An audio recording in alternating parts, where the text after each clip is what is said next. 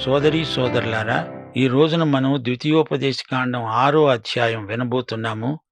ఈ అధ్యాయం బహుశ్రేష్టమైనది. ద్వితీయోపదేశకాండం అంతా మోషే ఉపన్యాసమే. సోదరీ సోదరులారా, 4 నుండి 9 వచనం వరకు ఈ 6 వచనాలు మనం ఎంతో ఎక్కువగా ఉదహరిస్తుంటాము. దీనిని షమ అంటారు. ఈ వాక్య భాగాన్ని భక్తిగల యూదులు ప్రతిరోజు ఉదయం చెప్పుకుంటారు. శతాబ్దాల తరబడి అలానే చెప్పుకుంటున్నారు. ఇశ్రాయేలీయులకు దేవుని ధర్మశాస్త్రం ఎంత ముఖ్యమో దీనిని బట్టి మనం తెలుసుకోగలం. ఈ అధ్యాయానికి శీర్షిక ఏమిటనుకుంటున్నారు? ప్రేమించు, విధేయత చూపు. ధర్మశాస్త్రమందు దేవుని ప్రేమ వెల్లడి చేయబడింది. ధర్మశాస్త్ర సందేశ సారాంశం ప్రేమ.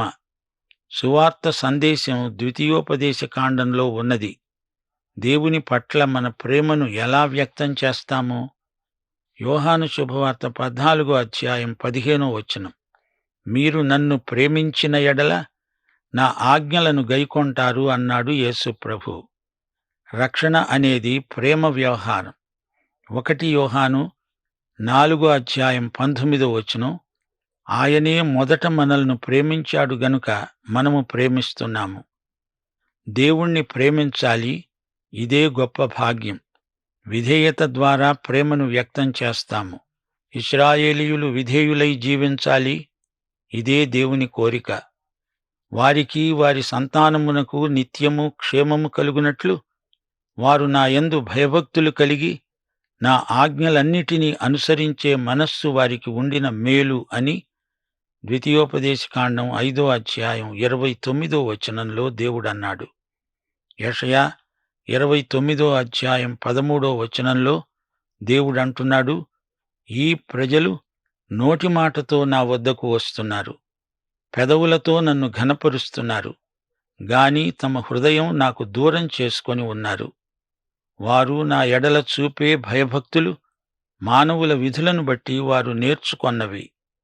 ఒకసారి సమూయేలు సౌలును గద్దిస్తూ అన్నాడు, తాను సెలవిచ్చిన ఆజ్ఞను ఒకడు గైకొనుట వలన యెహోవా సంతోషించేటట్లు ఒకడు దహన బలులను అర్పించుట వలన ఆయన సంతోషిస్తాడా? ఆలోచించు. బలులు అర్పించుట కంటే ఆజ్ఞను గైకొనుట, పొట్టేళ్ల కొవ్వు అర్పించుట కంటే మాట వినటం శ్రేష్టం. 1 సమూయేలు 15వ అధ్యాయం 20వ వచనం. ఒకసారి యేసుక్రీస్తు పేతురును పరీక్షిస్తూ అన్నాడు, యోహాను కుమారుడవైన సీమోను, నీవు నన్ను ప్రేమిస్తున్నావా? యోహాను సువార్త 21వ అధ్యాయం 16వ వచనం. సోదరీ సోదరులారా, పరలోకం అద్భుత సీమ. మనం అక్కడికి వెళ్ళినప్పుడు యేసుక్రీస్తు ప్రేమ ఎంత అపరిమితమో తెలుసుకుంటాము. ఆయన మన కోసం ప్రాణం పెట్టాడు. ఆ ప్రేమను అనుభవించిన మనం అందర్నీ ప్రేమిస్తాము. అందరూ మనల్ని ప్రేమిస్తారు. అందుకే పరలోకం అద్భుత సీమ. దేవుని ప్రజలు దేవునికి సంపూర్ణంగా విధేయులు. ఎప్పుడైనా వీరు మాట తప్పవచ్చుగాని దేవుడు ఎన్నడూ మాట తప్పడు. ఒకసారి శాస్త్రులు కొందరు యేసు ప్రభువు దగ్గరికి వచ్చి ఆజ్ఞలన్నిటిలోకి గొప్పది ఏది అని అడిగారు. మార్కు సువార్త 12వ అధ్యాయం 28 నుండి 31 వచనం వరకు. యేసు అన్నాడు, ప్రధానమైనది ఏదనగా, ఓ ఇశ్రాయేలు విను, మన దేవుడైన ప్రభువు అద్వితీయ ప్రభువు. నీవు నీ పూర్ణ హృదయముతో, నీ పూర్ణాత్మతో, నీ పూర్ణ వివేకముతో, నీ పూర్ణ బలముతో నీ దేవుడైన ప్రభువును ప్రేమించాలి అనేది ప్రధానమైన ఆజ్ఞ. సోదరీ సోదరులారా, దేవుణ్ణి ఇంత గాఢంగా ప్రేమించగలవారు ఎందరున్నారు? దేవుణ్ణి ఇంకా ఎక్కువ ప్రేమించలేకపోయానే అని ప్రతి విశ్వాసీ అసంతృప్తి చెందుతూనే ఉంటాడు. ఇది సర్వసాధారణమైన అనుభవం. అందుకే మనం ఆయన పాదాల చెంత కూర్చుని నేర్చుకోవాలి. ఆయనను ఎలా ప్రేమించాలో నేర్చుకోవాలి. ఆయన అతికాంక్షణీయుడు. యోహాను సువార్త 6వ అధ్యాయం 68, 69 వచనాలు జాగ్రత్తగా వినండి. సీమోను పేతురన్నాడు, ప్రభూ, ఎవరి వద్దకు వెళుతామో నీవే నిత్య జీవపు మాటలు గలవాడవు. నీవే దేవుని పరిశుద్ధుడవని మేము విశ్వసించి ఎరిగి ఉన్నాము. యేసు మన రక్షకుడు, ప్రభువు. యేసు మన దేవుడు. నేను ఆయన్ను ఆరాధిస్తున్నాను. ఆయనను ఇంకా ఇంకా సన్నిహితంగా ఎరిగి ఉండాలని కోరుతున్నాను. నీ పొరుగువాణ్ణి నిన్ను వలె ప్రేమించమని ధర్మశాస్త్రం చెబుతున్నది. లేవియకాండం 19:18. సోదరీ సోదరులారా, దేవుణ్ణి ప్రేమించామంటూ సహోదరుణ్ణి ద్వేషించటం ఎలా జరుగుతుంది? దమస్కు మార్గంలో యేసు ప్రభువు సౌలును ప్రశ్నించాడు. సౌలా, సౌలా, నీవెందుకు నన్ను హింసిస్తున్నావు? క్రైస్తవులను హింసిస్తే క్రీస్తును హింసించినట్లే. అపొస్తలుల కార్యములు 9:4. ఈ రోజున యేసు ప్రభు చాలామంది క్రైస్తవులను ఉద్దేశించి ఇదే ప్రశ్న అడుగుతున్నాడు. నీవేళ నన్ను హింసిస్తున్నావు? వారు అనవచ్చు, లేదు ప్రభువా, నేను నిన్ను ప్రేమిస్తున్నాను. అయితే ప్రభు అడుగుతాడు, నీవు నన్ను ప్రేమించేవాడివైతే నా విశ్వాసులను ఎందుకు విమర్శిస్తున్నావు? నా సేవకుల మీద ఎందుకు నిందలు ప్రచారం చేస్తున్నావు? నా పనికి ఎందుకు ఆటంకాలు కలిగిస్తున్నావు? సోదరీ సోదరులారా, దేవుణ్ణి ప్రేమించేవారు దేవుని బిడ్డలను ద్వేషించరు. వేషధారణ దేవునికి ఇష్టం లేదు. దేవుని వాక్యాన్ని హృదయంలో దాచుకున్నవారు పాపం చెయ్యలేరు. దేవునికి వ్యతిరేకంగా బ్రతకలేరు. దేవుని వాక్యం హృదయాలలో ఫలించాలి. దేవుడు అదే మన నుండి కోరుతున్నాడు. మన పిల్లలకు దేవుని వాక్యాన్ని వారికి అర్థమయ్యే రీతిగా మనం బోధించాలి, నేర్పాలి. సర్వకాల సర్వావస్థల్లో దేవుని వాక్యాన్ని గృహ వాతావరణంలో నింపివేయాలి. అదే దేవుని చిత్తం. పిల్లలకు మంచి క్రమశిక్షణ అలవడాలి. సామెతలు 22:6. బాలుడు నడువవలసిన త్రోవను వానికి నేర్పు. వాడు పెద్దవాడైనప్పుడు, వృద్ధుడైనప్పుడు దాని నుండి తొలగిపోడు. దేవుని మార్గంలో బిడ్డలను నడిపించాలి. దేవుడు నీ బిడ్డలను నడిపిస్తూ ఉండగా నీవు దేవునితో సహకరించాలి. 13 మాటనే యేసు ప్రభు మత్తయి సువార్త 4:10, లూకా సువార్త 4:8 ఉదహరించి సైతాను శోధనను ఎదుర్కొని జయించాడు. సైతానా, పో, ప్రభువైన నీ దేవునికి మొక్కి ఆయనను మాత్రమే సేవించాలి. ద్వితీయోపదేశకాండం 6:16. మీరు మస్సాలో యెహోవాను శోధించినట్లు ఆయనను శోధింపకూడదు. యేసు ప్రభువు సైతాను శోధనలను ఎదుర్కొంటూ లూకా సువార్త 4:12, మత్తయి సువార్త 4:7 అన్నాడు, ప్రభువైన నీ దేవుణ్ణి శోధింపవలదు. యేసు ప్రభువు శోధనలను జయించడానికి ద్వితీయోపదేశం కాండం నుండి ఉదహరించాడు. సోదరీ సోదరులారా, దేవుడు తన ప్రజలను వాగ్దత్త భూమిలోకి తెచ్చి వారిని అందులో ప్రవేశపెడతాడు. అలాగే దేవుడు మనలను లోకమనే ఈజిప్టు నుండి విమోచించి పరలోకమనే కనానులో ప్రవేశపెడతాడు. రోమాపత్రిక 4:25. ఆయన మన అపరాధముల నిమిత్తం అప్పగింపబడి మనము నీతిమంతులముగా తీర్చబడడానికి లేపబడ్డాడు. యేసే మన విమోచకుడు, యేసే మన నీతి. మనం రక్షించబడ్డాము, మనకు నిత్య జీవం ఉన్నది. 1 యోహాను 5:11-12. దేవుని కుమారుని అంగీకరించేవాడు జీవము గలవాడు, దేవుని కుమారుణ్ణి అంగీకరించనివాడు జీవము లేనివాడే. దేవుడు మనకు నిత్య జీవము దయచేశాడు. ఈ జీవము ఆయన కుమారుని యందున్నది. మనం రక్షించబడుతూ ఉన్నాము. మనల్ని దేవుడు తన కుమారుడైన యేసుక్రీస్తు పోలికకు మారుస్తూ ఉన్నాడు. ఫిలిప్పీ పత్రిక 2:12-13. భయముతో వణకుతో మీ స్వంత రక్షణను కొనసాగించుకోండి. ఎందుకనగా మీరు ఇచ్చయించడానికి, కార్యసిద్ధి కలుగచేసుకొనడానికి, తన దయాసంకల్పము నెరవేరడానికి మీలో కార్యసిద్ధి కలుగచేసేవాడు దేవుడే. రక్షణ పొందిన వారు రక్షణను కొనసాగించుకోవాలి. మనము రక్షించబడతాం.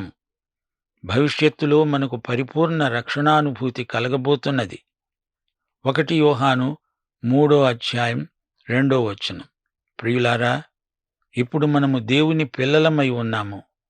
మనము ఇక ఏమవుతామో అది ఇంకా ప్రత్యక్షపరచబడలేదు గాని, ఆయన ప్రత్యక్షమైనప్పుడు ఆయన ఉన్నట్లుగానే ఆయనను చూస్తాము గనుక ఆయనను పోలి ఉంటాము అని ఎరుగుదుము.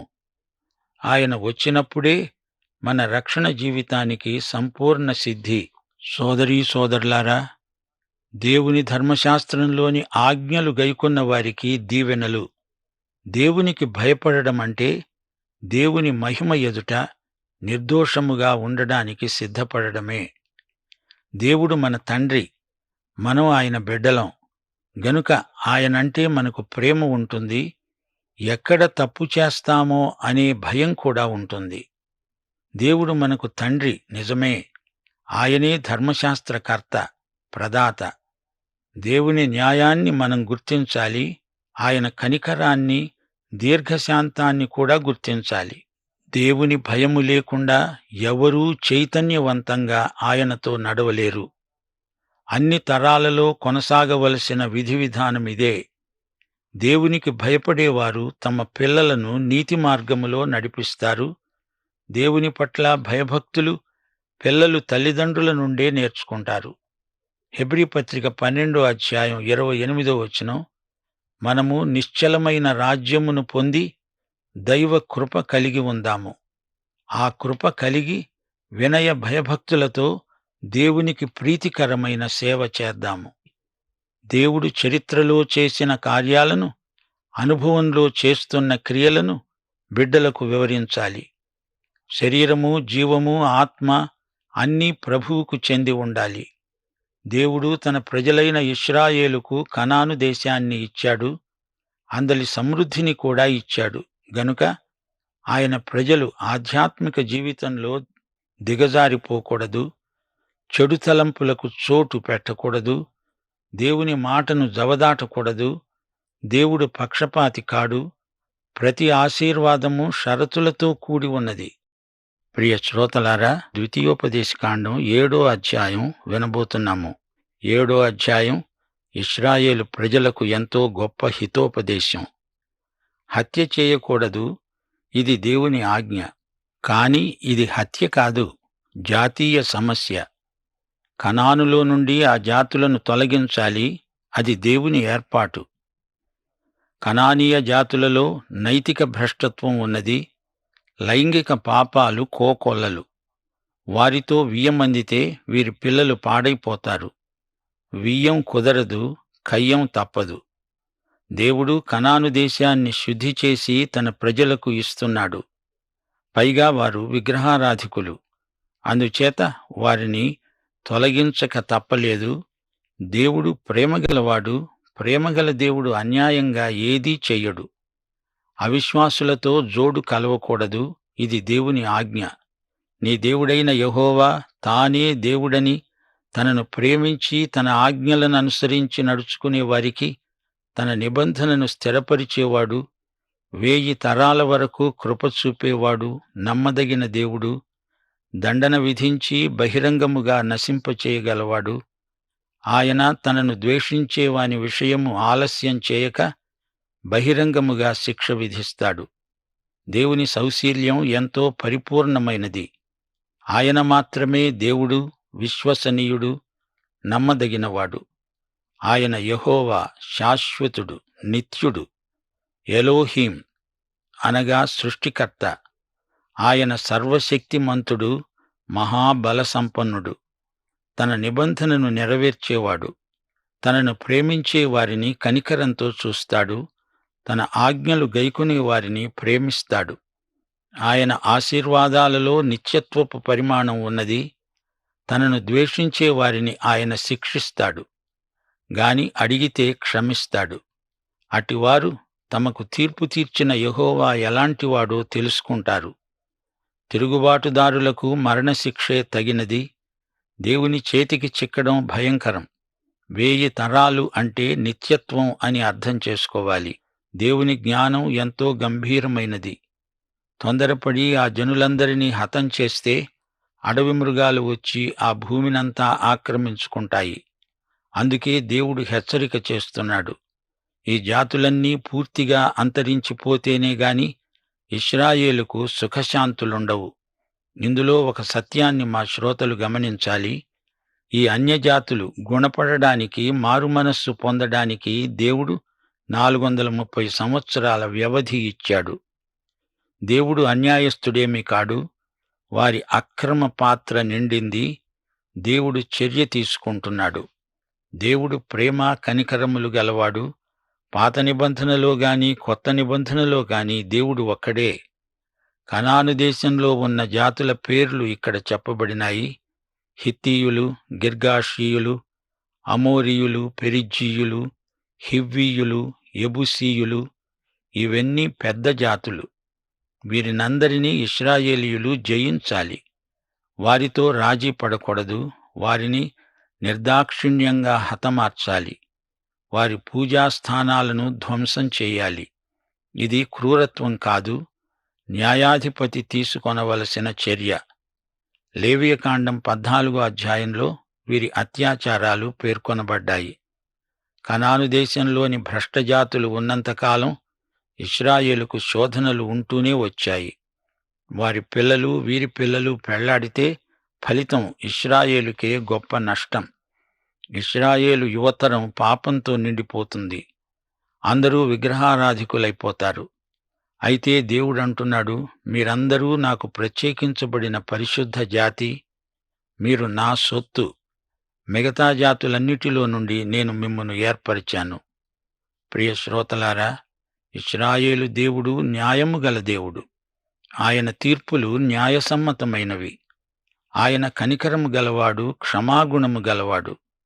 తనకు విధేయులైతే వారికి మితిలేని ఆశీర్వాదాలిస్తాడు.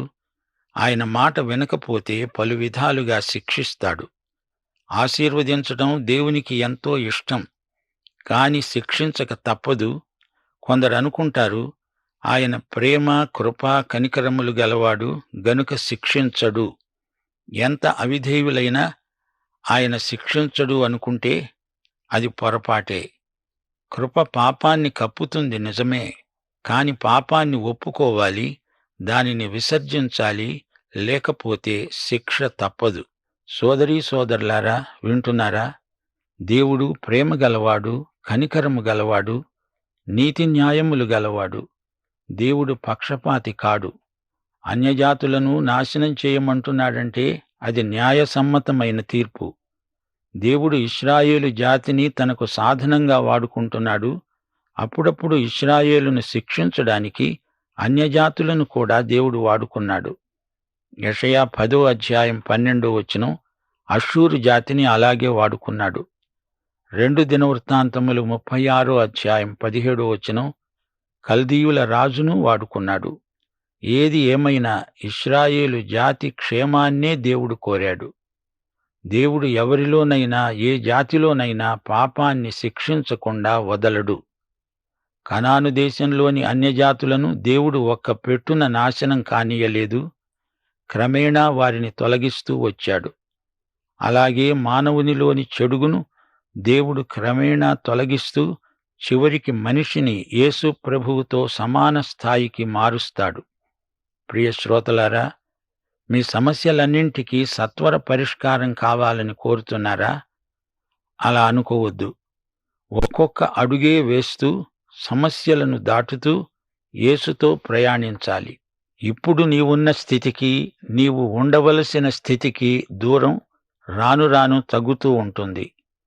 జీవితమంతటిలోకి ఇది గొప్ప అద్భుతమని గ్రహిస్తావు. సోదరీ సోదరులారా, ద్వితీయోపదేశకాండం ఉద్రేకభరితమైన గ్రంథమని మీకు అనిపించటం లేదా? ఆలోచించండి. మనము మన ప్రత్యేకతను కాపాడుకోవాలి. శోధనలకు లొంగకూడదు. భక్తి జీవితానికి అర్థం వాక్యానుసారమైన జీవితం. ఈ విషయంలో మా శ్రోతలకు కొన్ని హెచ్చరికలు చేయగోరతాము. ఈ అవిశ్వాస లోకంలో భక్తిగా బతకడం ఎలాగా? ఆధ్యాత్మిక బలం మనకు ఎలా ప్రాప్తిస్తుంది? ఈ ప్రశ్నలు మనకు తరచుగా ఎదురవుతూ ఉంటాయి. క్రైస్తవ విశ్వాసం అనగా భక్తి జీవితం, దేవుని వాక్యానుసారమైన జీవితం. ప్రతి విశ్వాసీ స్థానికంగా ఒక సంఘ సహవాసంలో ఉండాలి. అది భక్తి జీవితానికి ఎంతో దోహదపడుతుంది. క్రైస్తవ ప్రత్యేకత ఏదో ఒక సిద్ధాంతానికి, ఏదో ఒక సాంప్రదాయానికి పరిమితమైనది కాదు. యేసుక్రీస్తుతో వ్యక్తిగత సంబంధ సహవాసమే క్రైస్తవ భక్తి. మనకు క్రీస్తే మాదిరి, క్రీస్తు ప్రబోధమే మన ప్రమాణం. ఆత్మ ద్వారా క్రీస్తు సన్నిధిని అనుభవించటమే భక్తి. క్రైస్తవులు క్రీస్తు ప్రజలు, ఆయనకు చెంది ఉన్నారు. అనగా దేవునికి, తోటి మానవులకు, మనస్సాక్షికి బాధ్యులమై జీవిస్తాము. దీనిని మించిన ఆధ్యాత్మిక అనుభవం మరొకటి లేదు. ఈ ఆధ్యాత్మిక అనుభవం క్రీస్తునందు కేంద్రీకృతమై ఉంటుంది. మన భక్తి సృజనాత్మకమై అనేక మందికి మేలు చేకూరుస్తూ ఉంటుంది. ఇశ్రాయేలు చరిత్ర నుండి మనము నేర్చుకునే పాఠమిదే. అనేకసార్లు క్రైస్తవ భక్తులు ఆత్మలో వేదన చెందడం పరిపాటి. ఏలియా, యిర్మీయా మొదలైన భక్తులు కొన్ని సందర్భాలలో ఆధ్యాత్మికంగా వెలితిపడిపోయినట్లు గుర్తించగలం. దావీదు మహారాజు ఎన్నోసార్లు సంఘర్షణల మధ్య అట్టిట్టయిపోయాడు. దీనికి కారణం ఏదో పసికట్టడం కష్టం. క్రైస్తవ విశ్వాసి ఏదైనా పాపాన్ని ఒప్పుకోకుండా దాచిపెట్టుకుంటే అట్టి బలహీనత ప్రాప్తిస్తుంది. అనేకసార్లు భక్తుడు అతిగా పనిచేసి అలసిపోయి ఉండవచ్చు. మన శక్తికి మించిన పరిస్థితులు కారణం కావచ్చు. అయినా దేవుడు మనకు తోడై ఉంటాడు. పాఠం ఇంతటితో సమాప్తం. మన ప్రభు అయిన యేసుక్రీస్తు వారి దివ్య కృప, తండ్రి అయిన దేవుని పరమ ప్రేమ, పరిశుద్ధాత్మ అన్యోన్య సహవాసము మనకందరికీ సదాకాలం తోడై ఉండునుగాక. ఆమేన్.